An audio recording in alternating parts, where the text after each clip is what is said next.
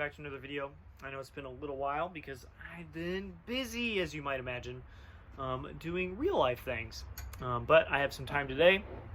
We're going to make a big old video. This one is about why don't we all just play stock trombones from the factory? Why do people feel the need to modify instruments? I think that's actually kind of an interesting question, even if it has kind of like a bald-faced answer on the top. Let's get into the rest of the iceberg and talk about why that's the case. I bring this up because I saw this question from a couple different angles. Someone asked me on, I think Instagram maybe, or maybe it's YouTube, I don't know. And someone was like, why do you modify all these horns? You know, I have stock horns. The only thing I've ever done is replace a spit valve cork, is what they said. And so I answered them personally. And then someone also answered this, or asked this question, not of me, but generally on Trombone Chat.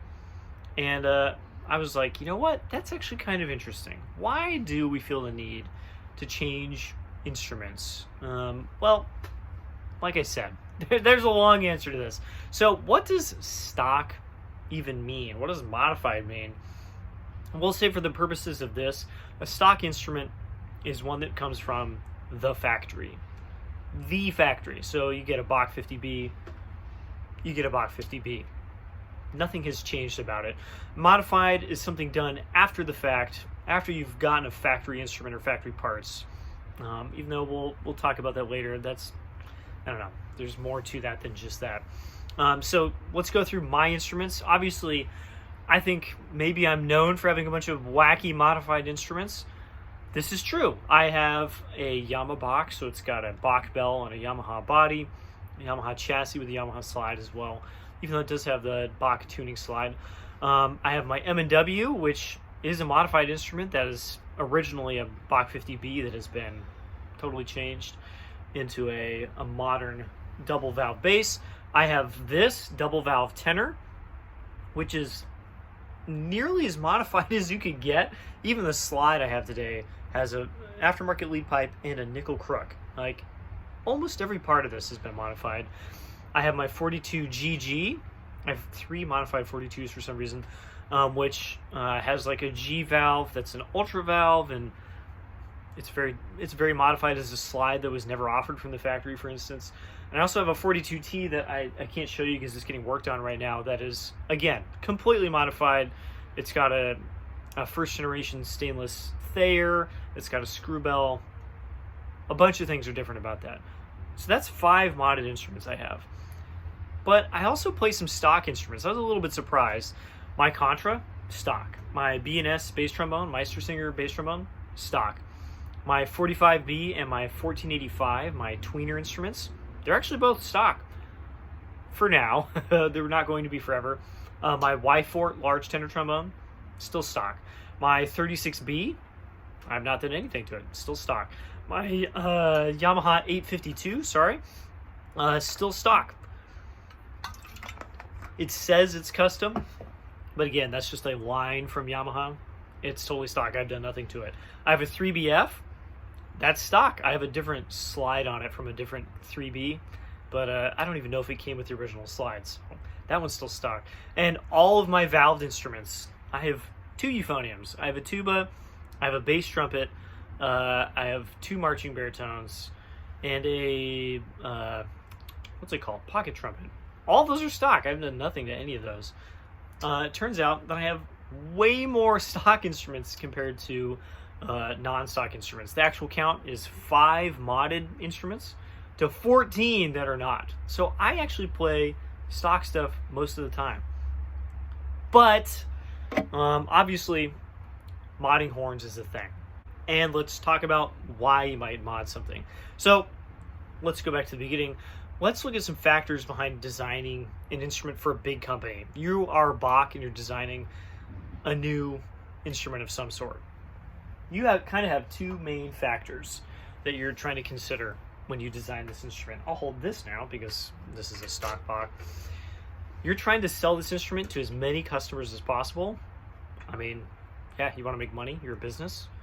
So you're going to try and make that as wide of a shot as possible. As many people are going to buy it.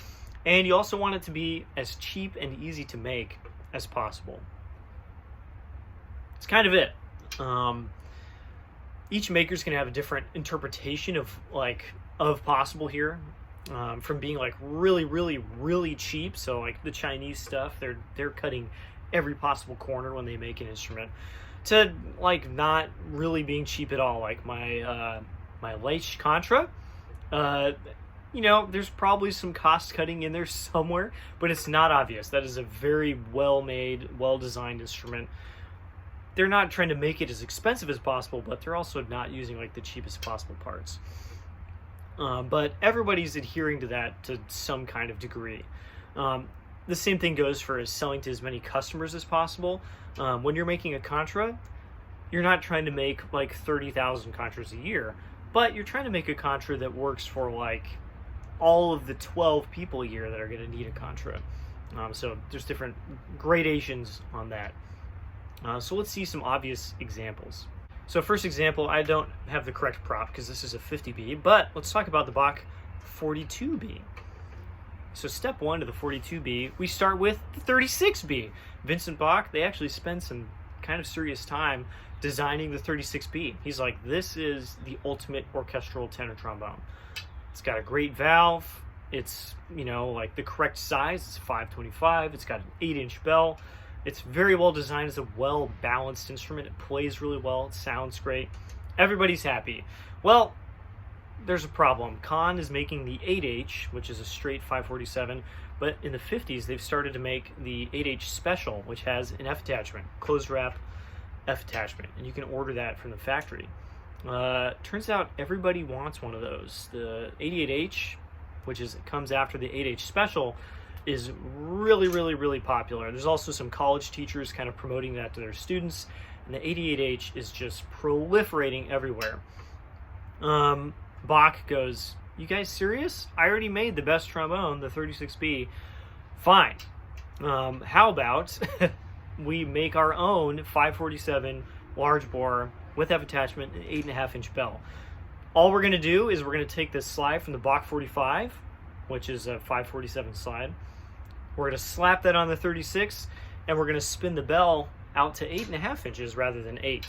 So we've just made from whole cloth, well, not from whole cloth, from bits, a competitor to the Kahn 88H.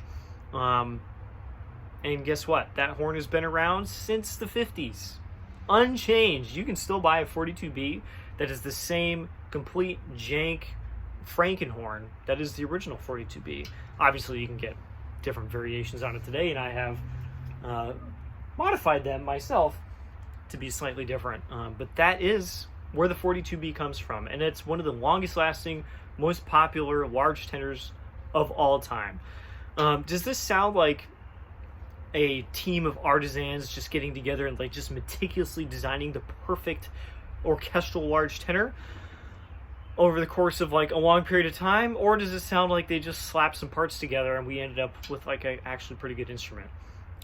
Yeah, it's the second one of those things. Second example is kind of a successor, it's kind of a brother to the 42B, and that's the 42BO. So let's talk about that. The 42B exists. Great. We have a large bore orchestral tenor trombone, F attachment. Everybody loves it. Open wraps exist. Minnick comes along. I'm not going to say he's like the very first, but he's like kind of the guy who popularizes the idea of the open wrap. I'll hold this now. And honestly, he made the open wrap because instead of the water getting trapped in the closed wrap, the open wrap just drains to the valve. And that's the reason the open wrap exists. But people get in their head, ooh, open means more open. That's better. When in fact, yeah, they might play a little more open. It's mainly because the bracing is different. The loopity-loop stuff maybe doesn't make as much of a difference. Doesn't really matter, though. The big trend in kind of like the late 70s, 80s is open wraps. We want the wraps to be open. And the 42B does not have an open wrap. So designing an open wrap, it's not that difficult. It's actually easier than designing a closed wrap. You just you make it open. There's more straight tubes, right? But it could be even easier, all right? design a couple new bends. You have to design like a new one of, let's see, maybe that, no, that's not new. That's not new either. This one is new. This is not a 42B, obviously, or BO, but this bend right here is a compound bend that was designed just for the 50B30. You have to design like a couple new parts, but also you could reuse everything that you could possibly reuse. So, for instance, imagine this is a 42BO and this is the F attachment tuning slide. Instead of making a new crook that's like maybe a little wider so your open wrap can be a little wider, a little bit shorter in length, no, you just use the slide crook from the Bach 36. That's exactly what that is on the 42BO. They did not change it, and so it's a little bit narrow, and that's why the 42BO wrap sticks out so far, because they just used the Bach 36 slide crook. The offset, which is actually the same part on this, that comes out of the valve, imagine this is the F attachment on the 42BO, that's actually a part from a bass trombone. That's the 50B2 valve offset for the second valve. There's two of those that come out of the second valve so that the wrap can clear the rest of the instrument. They literally used that part. And actually the exact same one that's on this instrument right here is on the 42BO. This is a bass wrap part in 593, the inside bore. The wrap on a 42 is 562. And they were just like, screw it, we're going to use this giant piece anyway. And so on a 42BO, there's a ferrule that goes right here and right here. And they have to neck up and neck down to the rest of the size of the tubing because it's a totally different bore. And that's just how kludged together the open wrap is on the 42BO, for instance. Again, a factory horn that people spent thousands of hours trying to perfectly make the perfect instrument. So those are both stock horns they spent all this time on, meticulously designed and poured over with blueprints and like all these artisans doing their amazing work, right? Every design is done with some sort of budget and time constraint, and sometimes those constraints are really extreme, and we end up with those first two examples. I think Bach was famously very cheap. Vincent, the guy himself, his full name is on here, Vincent Bach. He was very cheap, and he did not want to spend a lot of money and time designing a whole new instrument. And he's just like, whatever, you got these parts sitting around, boom, just throw an instrument together out of nowhere. And I don't think Vincent Bach was even alive when the 42BO was designed, but they obviously had the same idea. They're just like, hey, we got all these wrap parts sitting around we use for other horns. All we have to do is make more of them. And then we just have to design maybe like one or two of these. Just a real quick aside, 50B right here. This is original Bach 50, designed in like the late 30s, early 40s. Here's the 50B30, and actually they share in the wrap almost all of the same parts. These bends right here, they're just made longer or shorter, to fit these wrap parts right here. They had to design this bend from scratch so that this didn't stick out so far. But like even these parts, these crooks on the ends, that's just the other way around. That's just the inside crook on the closed wrap. And that's why these are so narrow and have this kind of, honestly, not great looking wrap, because they just reused all those parts. Bach, very good at using parts over again. So sometimes we end up horns like my Contra, where like the whole thing is bespoke. They designed a new Contra from the ground up. Every part on that is a new part for my Cieslik model. I'm saying that wrong, I'm sure. Contra bass trombone. And then sometimes we end up with like a Shire's Artist bass, where it's just like really perfectly dialed in. Like every component of that, even though they're all kind of stock components, ends up being a really good instrument that is like pretty much exactly what that artist wants. And then sometimes we end up with stuff like this. And sometimes we have to mod things. Let's talk about that. So some good examples are most Bach designs. I'm talking a lot about Bach. I think they're a very good example of why we mod things. Not counting the A47, which is Bach's modular large tenor trombone with a bunch of different parts you can get. It's largely based on the 42, but it's not quite.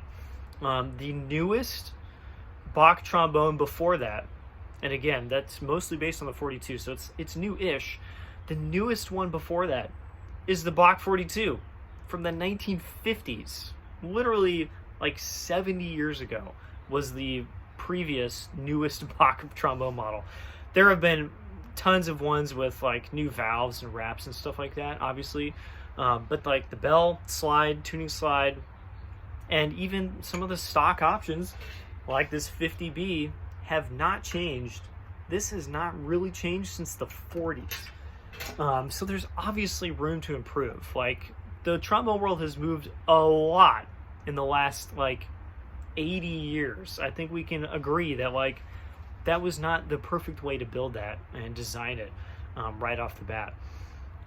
Tellingly, I think this is kind of a good point. The Bach 36, not modded nearly as much as the 50 and the 42, because I think the 36 was really kind of thought out. It had a purpose. They spent a bunch of time on it, and the 36 is like just a really good instrument, kind of just as it exists, as long as it's made well. That's kind of spot on. The Bach 50 was a little early. Like, I think the 50 is great, obviously, but they didn't know that like double valves existed or good valve designs or good wraps or whatever. And the Bach 42 is just clutched together, whereas the 36, actually quite good. The Con 88H, yeah, you can still get a closed wrap 88H, but it's completely different than the original like 8H Special or even the first 88Hs developed in the 50s. The modern one is like externally similar, but like every single part has had kind of a major or minor change. They had no idea about like Sterling bells, CL valves, when they designed it in the first place, and that's okay. Like those things can come later and it's fine. So why would we mod an instrument? Earlier I brought up the fact that instruments are being made for the largest customer base possible, but there's a difference between a straight 500 bore student model that can be played by every sixth grader on the planet, and an F contrabass that has, you know, like I think Leitch, I would love to ask them, but they've probably made like 50 of those ever, rather than literally millions of small bores for sixth graders. But they're trying to aim at the similarly large proportions of the population that they provide for. They're trying to get like, I want to get 90% of all the people to play this instrument. That means a lot of people that are on the ends of the bell curve, because they're aiming for that middle of that bell curve, a lot of people on the ends of that are just kind of left out. There's a lot of niches that are unrepresented or underrepresented in instruments that you can just buy from the factory. The old, and like Wessex still exists, the Chinese kind of importer manufacturer, but old Wessex was really cool because they had all these like really wacky things that like 3 people on the planet really wanted to have, or maybe even like 1, and they just made that as a stock model. They're like, here's a soprano trombone with an F attachment that like is very cool, and it's like $600. They don't really do that anymore because that's just like not a good business model, and I like kind of understand why they stopped. It's a bummer, but like, yeah, it makes sense why they stopped doing that. But like, companies don't need to do that because it makes no sense for them to do that business-wise. Since that's the case, if you want something that's not offered or no longer offered, that happens a lot too, or the offering is outdated, hello 50B, you kind of have to make it yourself. So good example, double valve tenors. I don't think these have ever been offered from a factory. Someone's going to prove me wrong at some point, but most of the factory instruments I've seen, I know there's Green Hose, I know there's a I totally forgot the company, Inderbinden, or one of those. Shawgirl has made one as well. Like, they're from a factory, but they were custom one-offs or maybe two-offs for people who asked for them. So like, I don't know if you can really call this factory. Double valve tenors, 50Bs with modern valves that you can trust and that are put together well. That's kind of not something you can get from the factory. Technically, sometimes you can. Bach 42s and modern valves that you can trust and they're put together well.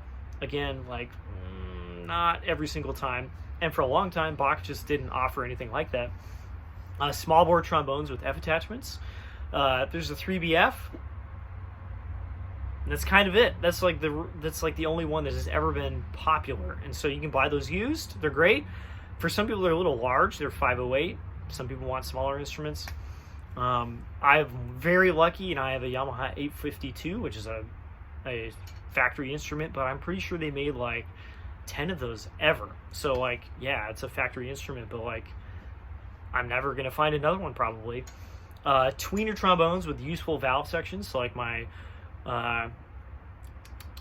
just forgot the name, 45B, my 1485. Those are really cool, but the age of the tweener, you know, like the 30s through the 60s or whatever, it's a very slim little time segment of time in the continuum, and they just didn't make good valves or valve sections at that point, and so both of those horns kind of are a bummer to play, and so I have to do that myself.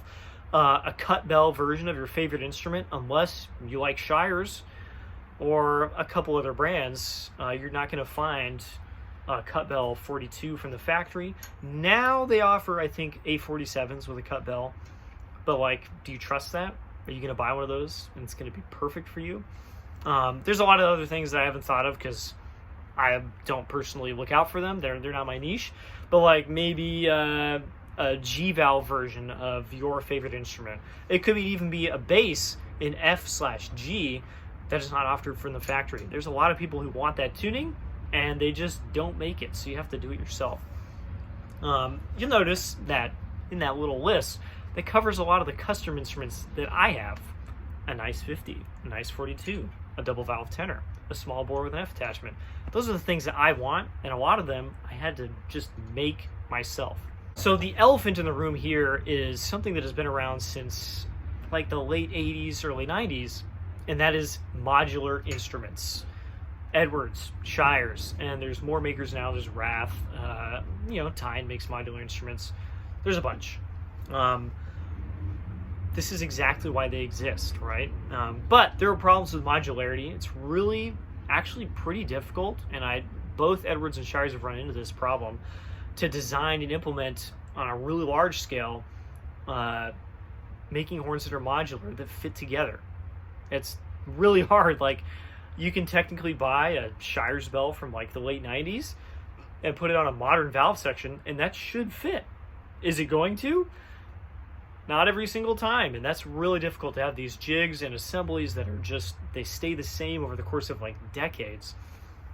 Even putting modern stuff together is not always going to be perfect. But it also makes it easier for those brands to design individual parts. They can be like, we're going to change the taper of the tuning slide. And since that tuning slide fits every one of their models, they can really just focus on that tuning slide and do exactly what they want to it. It's not going to work on every single modular Shires playing-wise, but it will fit all of them, and it will work really well on some of those setups. But can we really call a random assortment of Shires parts stock? I mean, they're all from the factory, and you can go to the factory and be like, hey, I want all these random bits. But is there any stock version of an Edwards 454 or a Shires bass? There are artist models of Shires instruments. The Curran, which I've had, the Bollinger, etc. Those are stock as we get, even though they're still modular and you can still change parts out. You can just use a different lead pipe, and all of a sudden that's not the artist model because they use a different lead pipe. And then I think this is very telling. The artist Edwards, the marquee model, the 502, is not modular. I think they might have made a few at the beginning that were modular, maybe because it was prototype stuff. And since then, they are all fixed bell. And if you want them to be modular, you have to make it modular yourself. You have to modify it, which I think is pretty interesting, because I think Kristen Griego and the company were like, you know what, this is a better instrument that's just soldered together. After making modular instruments for decades at Edwards, this is the solution that the market has provided, the modular instrument, and people have been pretty happy with it. Edwards, Shires, very popular. I just think there are still limitations with those systems. So a quick aside is vintage instruments. A really good way to make purists angry is to mod like a Mount Vernon 42 or early Elkhart 88H. again, this is an aside. I just want to talk about modifying older instruments. Does this really matter? I don't really like owning horns like this, like horns that have like provenance or value, because they're old, because I don't want to feel bad about chopping it up. But if someone wants to, fire up that torch and get to it. I really don't care that much. But that's why I like to buy instruments that are like just a little less valuable. I own a lot of Corporation Bach, like bells and stuff. I don't own a lot of Mount Vernon or New York things because they're just worth too much money, and like, I want to play them. I don't want to worry about like, ooh, every time I take this out, the bell could get crunched and then I'm out $5,000. Things like my 1485 is vintage, and it's very cool, and it's also just like not worth very much money. So I'm like totally cool if I chop that up, make it into a double valve 1485 with holes and valves or whatever. That makes me feel much better about myself. So overall, what are my thoughts? There are a bazillion horns out there. Do what you want. There are a lot of 42s. If you want to do something to it, chop it up. Who cares? You can get another one, and more are being made every day. Almost nothing is irreplaceable. Again, there are some like really crazy vintage things that are like, there's like 5 on the planet or whatever. You know, maybe be careful about it. Again, if I don't have it, I don't really care. But if you don't want to, and you just want to play stock instruments from the factory, and you're really happy with it, or you're unsure about it, don't mod it. Don't do anything to it. Just practice and have a good time. And honestly, I would be jealous if you can just play a stock instrument with a stock mouthpiece and just be really happy and get way better, because honestly, that's probably better in the long run. But for me, I'm going to have my wacky modded instruments right alongside my stock stuff. That's all I got time for today. I'll see you guys in the next video. Bye-bye.